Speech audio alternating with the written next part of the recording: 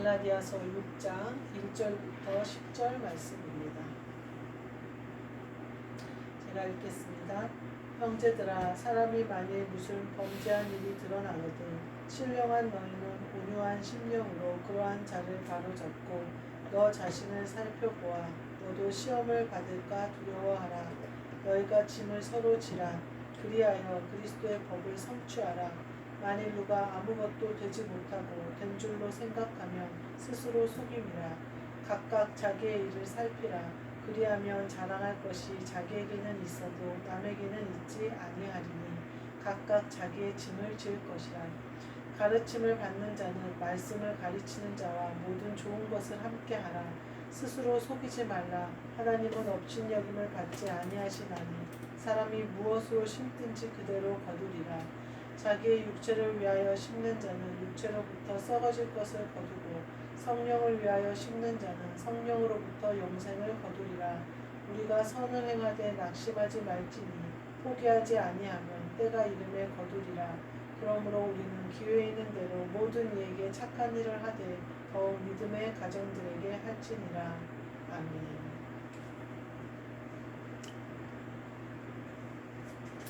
오늘 말씀은 그리스도의 법을 성취하라라는 말씀으로 함께 은혜를 나누고자 합니다. 오늘 본문 말씀 1절, 2절에 보면 무슨 말씀이 나오냐면요. 너희의 짐을 서로 지라 그렇게 말씀하고 계세요. 형제들이 범죄한 일이 드러나거든 온유한 심령으로 그러한 자를 바로 잡는데 너 자신도 살펴보아서 너도 시험을 받을까 두려워해라. 이게 서로 짐을 지는 방법이에요. 서로 짐을 지는 방법을 지금 알려주고 계세요. 이것이 그리스도의 법이라는 거예요. 서로 짐을 지는 것이 그리스도의 법이라는 거예요. 또 다른 말로 하면 마태복음 7장 1절부터 6절 말씀에 나오는 형제의 눈 속에 있는 티에 대한 말씀인 것 같아요. 6장 1절부터 6절에 보면 내 눈 속에 상대 눈 속에 있는 티는 보면서 어떻게 네 눈 속에 있는 들보는 모르느냐. 이 말씀을 하기 전에 뭐가 나오냐면요. 7장 1절 마태복음 7장 1절에 보면요. 비판을 받지 아니하려거든 비판하지 말라 그러면서 형제의 눈 속에 있는 티는 보면서 네 눈 속에 있는 들보는 보지 못하느냐 그렇게 얘기해요. 그러면서 5절 말씀에 뭐라고 그러냐면 먼저 네 눈 속에 있는 들보를 빼어라. 그 후에야 밝히 보고 형제의 눈 속의 티를 빼리라 이렇게 얘기해요. 먼저 상대를 비판할 만한 일이 보이거든 그 비판할 것이 너에게 있는지 살펴보아 네 안에 있는 비판받을 만한 것을 먼저 제거해라 이 말이에요. 그러니까 오늘 짐을 서로 지라 하는 말씀과 같은 말씀이에요. 범죄한 일이 누가 드러났어요. 그러면 너가 너를 살펴보아서 네 안에도 범죄하여 시험을 당할 만한 시험에 들 만한 일이 있는지 살펴보아 그것을 먼저 빼어라. 들보를 빼고 뭐라고 얘기하냐면 그제서야 네가 밝히 보고 형제의 눈 속에 있는 티를 빼줄 수가 있다 이 말을 하는 거예요. 네 안에 들보가 있는데 형제의 눈 속에 있는 티를 어떻게 보겠느냐 어떻게 빼겠느냐 이 말이에요. 그 말씀은 예수님이 맹인이 맹인을 인도하면 둘 다 구덩이에 빠지지 않겠느냐 이렇게 말씀하시는 거예요. 그러니 우리가 이렇게 성도들 중에도 누구 중에도 어떠한 비판받는 일이 보이거든 우리가 우리 안에 그 일이 있다는 사실을 알아서 비판을 하려고 하지 말고 그 일을 내 안에 살펴서 내 안에서 그것을 먼저 제거해라 이렇게 얘기하고 예수님이 마태복음 7장 1절에 비판을 받지 아니하려고는 비판하지 말라 그러면서 상대의 눈 속에 있는 티를 제거해주고 싶거든 네 안에 있는 들보를 먼저 제거해라. 그래야 밝히 보고 그 일을 할 수 있다 이렇게 표현하고 계세요. 그러니까 우리가 내 안에 있는 것을 먼저 제거해야 된다는 거예요.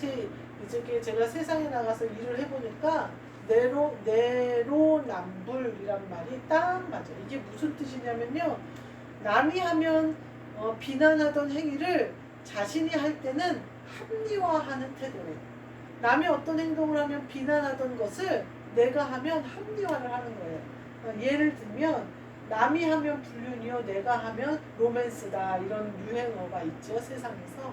남이 하면 비판받을 일이다. 어쩌면 저렇게 드라마를 보면서 어쩌면 저렇게 못되게 그냥 어쩌면 저렇게 잘하는 와이프를 놔두고 조간지처를 놔두고 저런 짓을 할 수 있냐 그러면서 자기가 그 행동을 하면 자기는 뭐 와이프가 이래서 저랬고 저래서 저랬고 막 이런 얘기를 해요.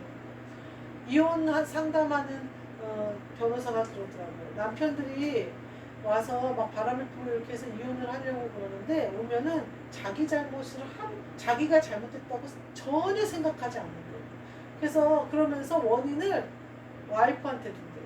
그러면서 와이프가 뭘 잘못했는지 얘기를 해봐라. 그러면 밥을 안 차려줬다. 아침밥을 안 차려줬다. 뭐 안 차려줬다. 트집을 다 잡아서 그것이 자기 잘못이 아니라고 얘기를 하는 거예요. 이처럼 자기가 하는 것은 사람들이 이만큼도 생각을 하지 못하더라고요. 마트에서도요, 자기가 오래됐다고. 그래서 뭐 이렇게 저렇게 했다고. 자기가 나이가 많다고. 자기가 하는 거는 괜찮은 거예요. 자기가 게으름 피우는 건 괜찮은 거고, 자기가 무거운 거 안 드는 거는 괜찮은 거고, 자기가 청소 대충 하는 거는 괜찮아요. 근데 남이 그렇게 하면 그거를 못 보고 막 비난을 하고 난리를 쳐요. 제가 보니까 나이가 많고 고생을 많이 한 세상 사람들은 그래도 세상의 지혜를 얻어서 남을 비난할 때 조심하더라고요. 또 나이가 많아서 인생의 경험이 많은 사람은 자기가 비난받을 것도 생각해요. 그래서 웬만하면 비난하지 않아요.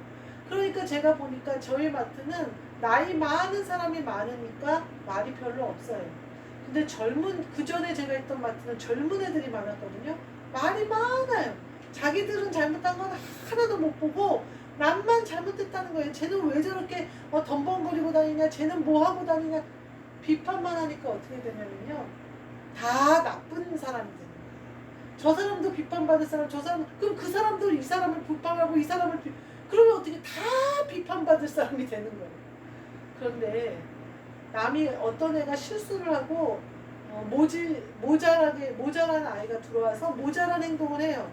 근데 그냥 그 애 때문에 일이 많아지고 그 애 때문에 귀찮지만 그냥 가는 거예요. 가다 보면 또 돌아가겠지. 내가 또 한 번 더 뛰면 되지. 그러면 어떻게 되냐면요, 그 아이의 그 게으름과 그 아이의 그런 것들이 그냥 흘러가요. 그리고 적어도 나는 비판받지 않아요. 근데요, 그 아이가 잘못을 했다고 해서 그 사람을 비판하면요, 언젠가는 그 비판이 나한테도 돌아요. 그럼 모두가 비판받을 사람이 되는 거예요. 모두가 나쁜 사람이고 모두가 일을 안 하는 사람이 돼요. 근데 그냥 입을 다물면요, 그 아이 하나가 실수하고 난리치는 거 다 알아도요, 그냥 가는 거예요. 그러면 내가 적어도 비판받을 일은 없더라는 거예요. 세상도 그렇더라는 거예요, 제가 보니까. 그런데 하물며 하나님의 자녀가 돼서 그리스도의 법을 따라간다는 사람들이 자꾸만 다른 사람의 짐을 더 무겁게 해요. 뭐라고 얘기하냐면, 범죄한 일이 드러난 사람에 대해서 그렇게 하라는 거예요. 범죄한 일이 드러나요. 그러면 나를 살펴봐서 나를 먼저 씻는 거예요. 그런 다음에 그 사람에게 신령한 심정으로 바로 잡아줘요. 근데 문제는 뭐냐면, 먼저 너 자신을 살펴보아 너도 시험에 들 만한 죄를 짓지 않은지 살펴보라는 거예요. 그걸 먼저 하라는 거예요. 그래서 내 마음속에 있는 죄성을 먼저 씻으라는 거예요. 그러면 어떻게 되냐면요, 겸손하게 섬김으로 그 사람을 바로잡을 수 있는 힘이 생겨요. 그러니까 내가 가서 말로 그 사람을 비판하거나 막 이렇게 하지 않게 된다는 거예요. 내가 먼저 깨끗해지면요, 그가 나를 보고 그도 씻어요. 그러면 나도 씻고 그도 이게 그리스도의 법이에요. 그럼 누구만 잘하면 되냐면요, 나만 잘하면 돼요. 누구든지 어떤 실수를 하든 어떤 범죄한 일이 드러나든지 간에 먼저 내가 씻는 거예요. 그리고 내가 먼저 경성하여 내가 먼저 반성하는 거예요. 그러면 그에게 갔을 때 말했을 때 그 권면의 말이 사랑의 말이 되는 거예요. 먼저 내가 깨끗하게. 근데 내가 그것을 들보를 제거하지 못하고 가서 말하면요, 비판하는 말이 되거든요. 그럼 그가 절대 받아들이지 않아요. 그러면서 오히려 문제가 커져요. 그러면 범죄한 그를 잃을 수도 있어요. 범죄하게 한 마귀가 원하는 건 그거거든요. 그 범죄한 거를 서로 찢고 까불고 비난하고 하다가 그리스도의 법을 성취하지 못하게 하는 게 마귀가 하는 일이에요. 그러니까 오늘 본문 말씀에 말씀하신 거예요. 그리스도의 법을 성취하는 것은 그를 먼저 하는 것이 아니라 내가 제거하고 짐을 서로 지는 거예요. 그가 범죄했다고 해서 너가 범죄했어 하는 게 아니라 나도 그와 같은 죄가 내 안에 있었어 라고 고백하는 거예요. 그래서 짐을, 그가 범죄한 그 짐을 같이 져주는 거예요. 그러면 나도 범죄할 만한 그 끈덕이가 제거되고 그도 제거. 이게 그리스도의 사랑이에요. 그 그리스도의 사랑은 허다한 죄를 덮어요. 그렇게 죄를 덮어버리라는 거예요. 두 번째, 세 번째는 뭐가 나오냐면요. 3절부터 5절에는 두 번째로 뭐가 나오냐면요. 각각 자기의 짐을 질 것이니라 이렇게 얘기해요. 앞에랑은 완전히 다른 말씀을 하시죠.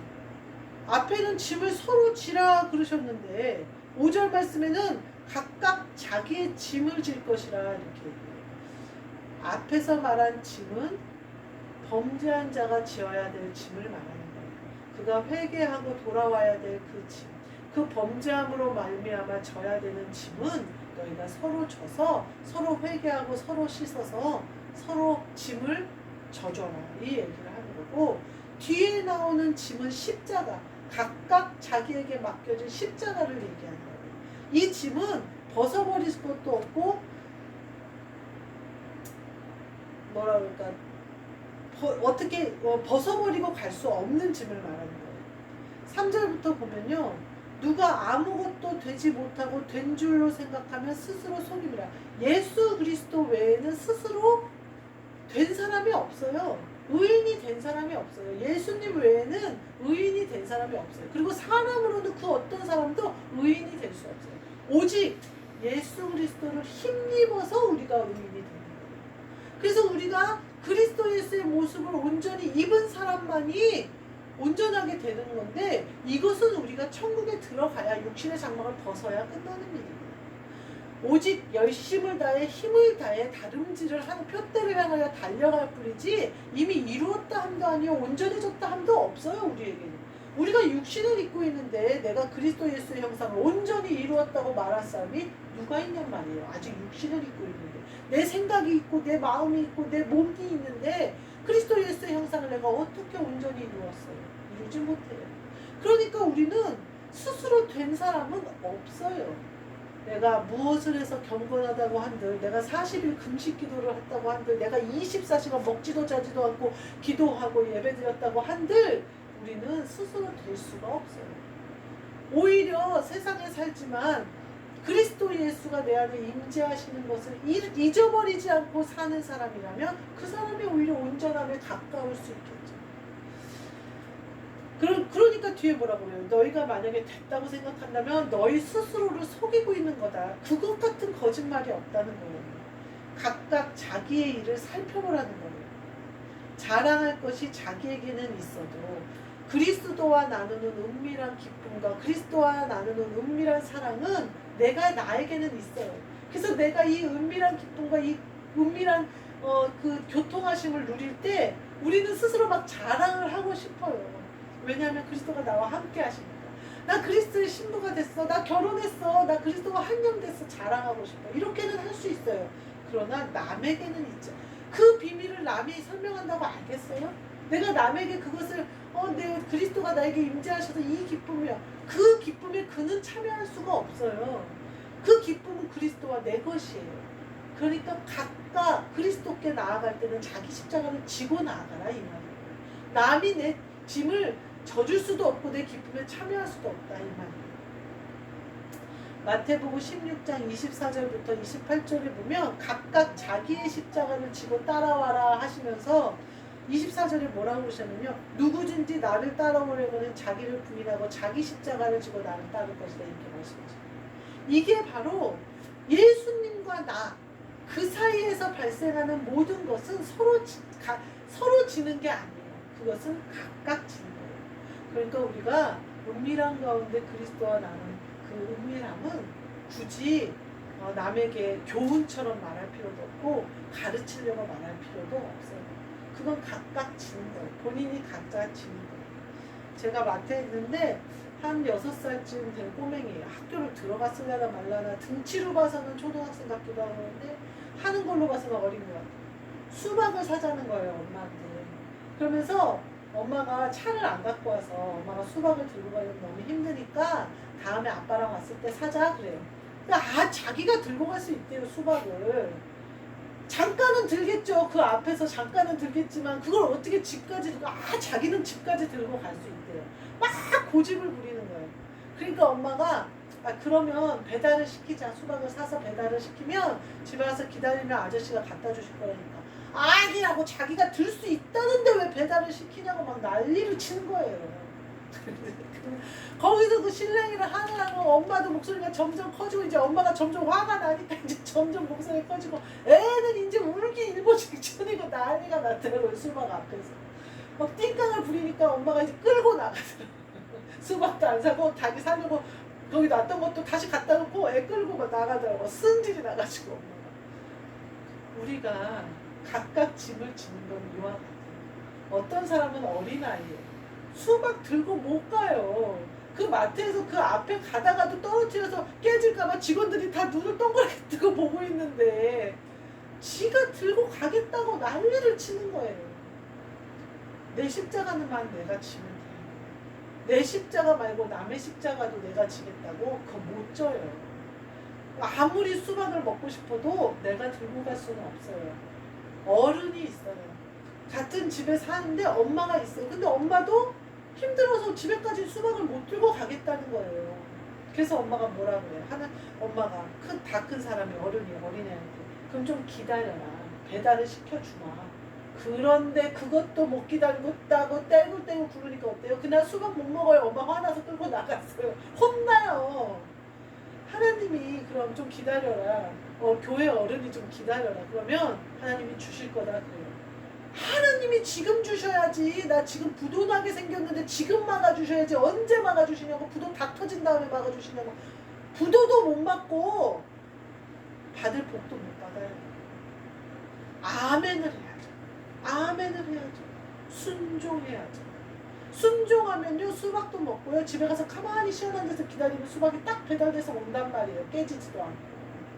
내가 고집 부리고 어거지 부린다고 해서 그것을 내가 얻는 게 아니에요. 저 사람이 그리스도와 교통한 간증을 막 해요. 그럼 그것이 내 것이 되고 싶어요. 그러니까 막 내가 어거지로 막 고집을 부려요. 그렇다고 그 은혜가 나에게 임하지 않아요. 기다리면요 때가 되면요 하나님이 딱 배달시켜 주세요. 그래서 내 것 되게 만드세요. 내 입에도 동일한 먹을 것을 입에 영에 채워 주신다고. 그러니 남의 짐을 보고 남이 그리스도와 누리는 복을 보고 그 복 부러워하지 말고 나에게 주시는 것이 무엇인지 살펴봐요. 내 십자가가 무엇인지 살펴봐요. 내게 임하시는 말씀이 무엇인지 살펴봐요. 지금 선포되는 말씀 같은 말씀이 이렇게 선포될지라도 모두에게 다르게 임할 수 있다 이 말을 하는 거예요. 어느 누구에게는 어른의 장성한 딱딱한 음식으로 임하고 어떤 사람에게는 부드러운 음식으로 임하고 다 말씀이 주님이 그 사람에 합당하게 말씀을 그 사람에게 주세요. 우리는 그냥 다만 할 건 뭐예요? 아멘 하면 돼요. 아멘. 나에게 오신 그 말씀대로 아멘 하면 돼요. 저 사람은 딱딱한 음식을 먹어? 그래서 딱딱한 음식 먹는다고 부러워하고 그 음식 먹겠다고 덤빌 필요도 없고 저 사람은 부드러운 음식을 먹네? 저 사람 부드러운 음식 먹는다고 뭐 어린아이라고 놀리고 비판할 필요도 없어요. 각각 자기의 짐을 지는 거예요. 주님이 어린아이라고 해서 덜 사랑하고 어른이라고 해서 그렇지 않아요. 동일해요. 한 데나리온 주기로 약속하신 대로 한 데나리온이에요. 아침부터 밤까지 해를 맞았던 1시간만 와서 일했던 같이 임하는 거예요. 우리에게 주신 그 말씀대로 각각 내 짐을 지고 가면 되는 거예요.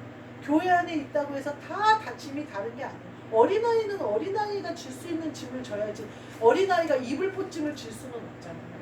어른은 어른에 맞는 이 짐을 져야지 어른이 각각 그 짐을 져야지 어른인데 나는 팔목이 너무 아파서 나는 못 지겠다고 빈손으로 갈 수는 없잖아요. 각각 자기의 짐을 지고 자기 십자가를 지고 그 십자가를 어른은 어른에 맞게 애들은 애들에 맞게 각각 자기의 십자가를 질 때요 은혜는 크게 임하는 거예요. 어른이 받는 은혜가 동일하게 애들에게도 임하는 거예요. 그러니 각각 자기 집만 지면 된다 이 말씀을 하시는 거예요. 세 번째로는 6절, 7절, 8절에 뭐라고 딱 나오냐면요. 무엇을 심든지 그대로 거두리라 그래요.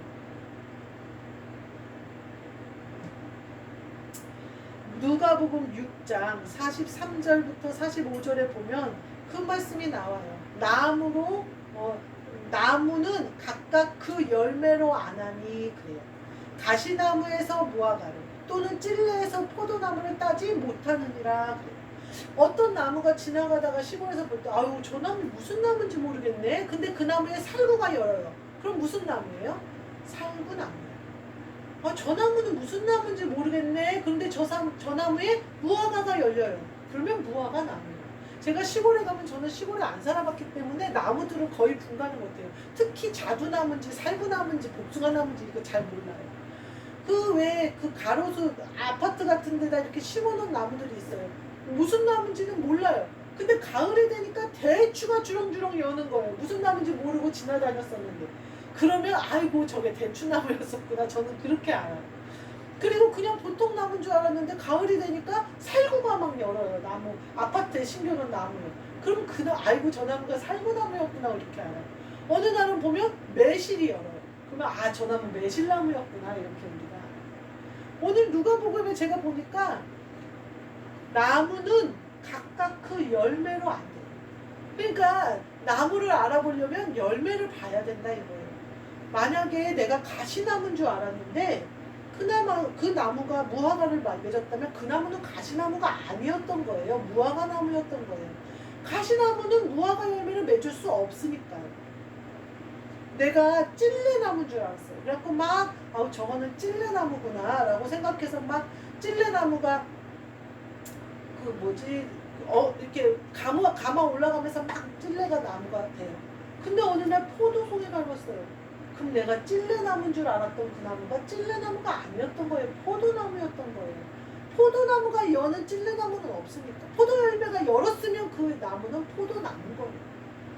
우리가 그리스도 예수의 열매를 맺으면 나는 그리스도 예수의 사람이 되는 거예요. 사람들이 나한테 비난해요. 너가 교회가 그렇게 작다. 예배 제대로 드리는 거 맞냐? 사람들이 얘기해요. 그러나 내가 그리스도의 열매를 맺으면 성령의 열매를 맺으면 나는 우리 교회는 성령의 교회예요. 성령의 열매를 맺는 교회예요. 그리스도 예수의 교회예요. 열매로 그것을 안다는 거예요. 그 삼성의 이재용 부회장이 괜찮아요. 이재용 부회장이 뭐라고 얘기를 하냐면 드라마를 본 거예요. 근데 드라마에 재벌들의 모습이 나온 거를 보고 자기가 깜짝 놀랐대요. 보통 사람들이 재벌을 생각하는 모습이 이런 건지 몰랐대요. 이렇게 오해를 하고 있는지 본인이 몰랐다. 이런 인터뷰를 했다고 그러더라고요. 재벌들에 대한 이제 드라마에서 재벌들이 나오면 막 법도 없이 뭣도 없이 살고 또 막 집에서 일하는 사람들이 거의 막 종처럼 하고 그런 모습들을 보면서 이재용 회장은 굉장히 놀랬다는 거예요. 어떤 모습인가요? 사람들이 보는 모습과 진짜 재벌의 모습이 다른 거죠. 사람들은 자기의 시선으로 보는 거예요. 그래서 우리 시선으로는 재벌 되면 저 정도 갑질을 하겠지. 재벌 되면 저 정도 이렇게 저 정도 잘난 척은 하겠지 라고 생각하는 거예요. 근데 실제 재벌들이 볼 때는 우리가 저런 모습이야 그러면서 깜짝 놀란다는 거예요. 우리도 그리스도께 접붙임 바 되어져서 참 포도나무가 되어져서 참 포도의 열매를 맺어요. 그럼 우리가 참 포도나무가 된 거예요. 근데 사람들은 우리를 보고 오해해서 아무 능력이 없어 쟤네들이. 세상을 어떻게 살려고 그래? 쟤네는 돈도 없어. 쟤네는 명예도 없어. 빌딩도 없어. 아무것도 없어. 근데 주님이 내 안에 맺은 성령의 열매를 내가 들이대면 내가 사람들은 나를 가시나무로 보고 찔레나무로 볼지 모르지만 나는 포도나무요, 나는 무화과 나무요. 나무는 열매를 보고 아는 거예요. 오늘 본문에 뭐라 그래요? 육신을 위하여 심는 자는 육신으로부터 육체로부터 썩어질 것을 거두고 성령을 위하여 심는 자는 성령으로부터 영생을 거두고. 영생을 모르는 사람, 성령으로부터 심어서 성령의 것들을 거두는 것을 보지 못하는 사람들은 우리가 좋은 열매 맺는 좋은 나무라는 사실을 알 수가 없어요. 근데 그들이 말한다고 해서 내가 가시나무가 되는 건 아니에요. 그들이 나보고 나쁜 나무라고 해서 나는 나쁜 나무가 되는 게 아니에요. 열매가 있으면 나는 그리스도 예수의 나무예요. 그런 마음을 가져야 돼요. 그러니까 그들이 어떻게 바라보든지 간에 드라마에서 나오는 재벌은 실제 재벌이 아니잖아요. 그 모습은 우리가 그려낸 모습이지, 우리가 상상한 모습이지, 우리의 보통 사람들의 머릿속에서 나온 모습이지 진짜 재벌의 모습이 아니잖아요. 우리도 이와 같다. 성령으로 심는 사람들은 성령을 따라 영생을 거두기 때문에 영의 삶을 살아요. 아무도 보지도 못하고 알지도 못하는 비밀 가운데 살아요. 그래서 우리가 그 안에서 열매를 맺어요. 세상 사람들이나 아직 거기까지 이르지 못한 사람들은 상상할 수도 없고 자기네 생각으로 우리를 바라봐요. 그러니까 아무것도 없는 사람 같아요. 그러나 모든 것을 가진 자, 아무 힘이 없는 자 같아요. 그러나 모든 것을 할 수 있는 능력이 있는 자가 우리라는 사실이에요. 그래서 오늘은 무엇을 심든지 그대로 거두고, 우리가 무엇을 위하여 심고 있어요? 성령을 위하여, 영생을 위하여 심고 있어요. 그럼 우리는 그 열매를 거두면서 나가면서, 그러니까 사람들의 말이나 사람들의 것에, 사람들의 시선에 우리가 움직일 필요가 없어요. 흔들릴 필요도 없어요. 우리는 성령을 따라 심어 영생을 거두는 사람들이기 때문에. 마지막으로 뭐라고 그러냐면요, 행하라 그래요. 9절 10절에 딱 정확히 얘기해요. 선을 행하되 이렇게 얘기해요. 기회 있는 대로 착한 일을 하되 이렇게 얘기해요. 착한 일, 선한 일을 하라는 거예요. 우리도. 옛날에요, 우리 강남의 길이 막 나아지고 막 길이 닦여지고 다리가 막 나아지기 시작했어요. 그게 제가 어렸을 때였어요. 근데 이제 어렸을 때 강남에다 뭐 땅을 사는 사람, 강남으로 이사 가는, 그리고 제가 중학교 때쯤 되니까 제가 강북에 살았는데 강남으로 이사 가는 친구들이 많더라고요. 그래서 뭐 우리 옆에 한의원을 하던 사람도 강남으로 이사를 갔다.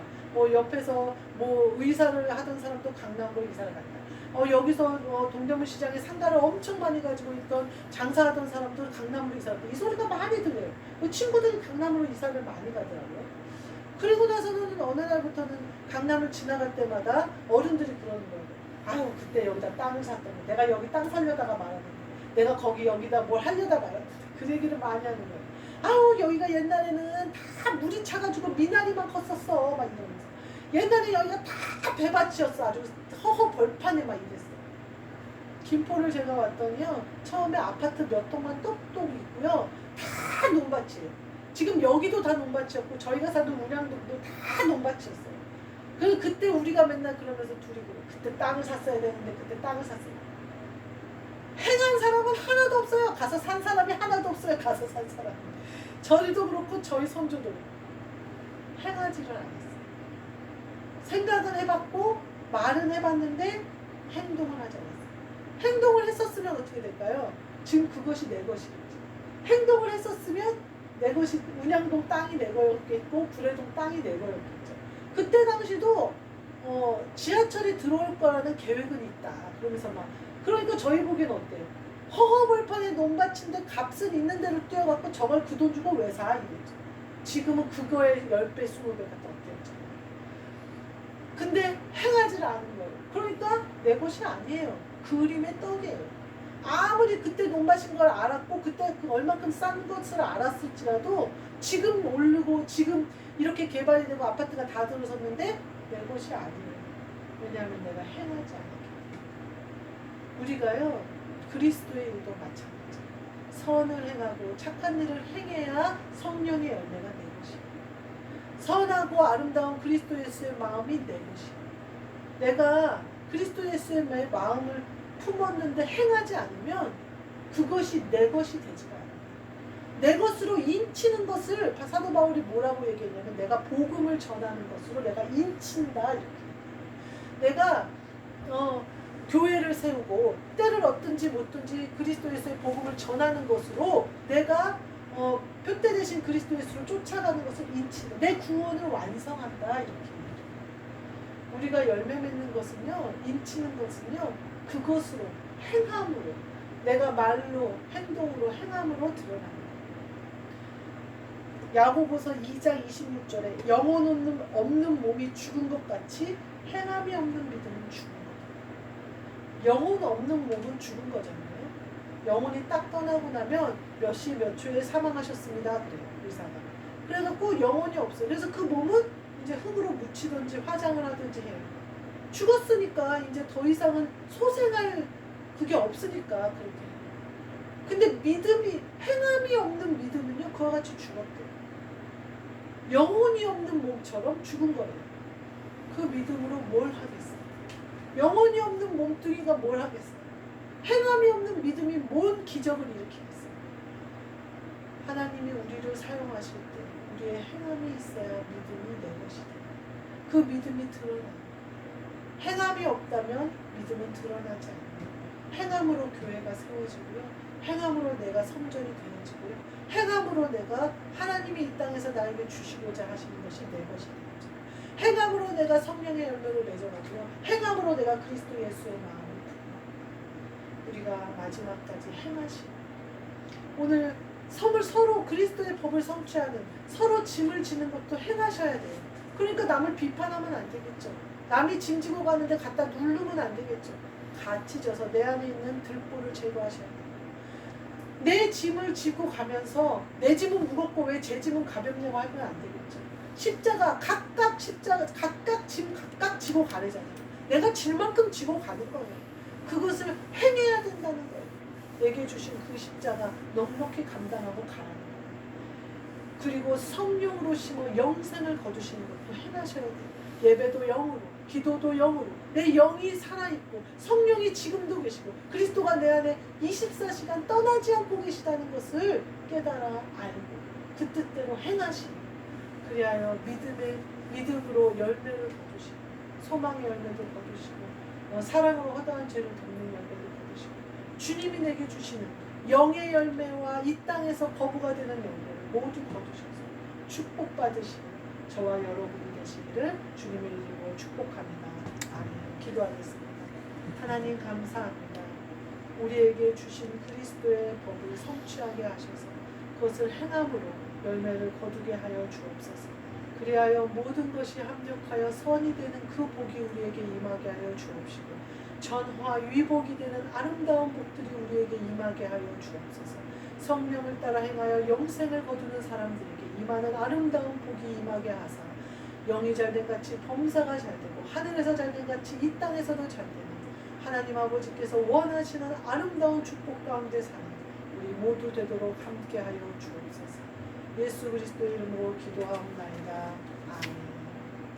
주 예수 그리스도의 은혜와 하나님 아버지의 사랑과 성령님의 교통하심이 그리스도의 법을 성취하기 원하는 우리 모두에게 그리고 우리의 자녀와 자녀손과 가족, 형제와 또 우리의 교회와 함께 중보하는 모든 사람들에게 지금부터 영원까지 함께 있을지어다.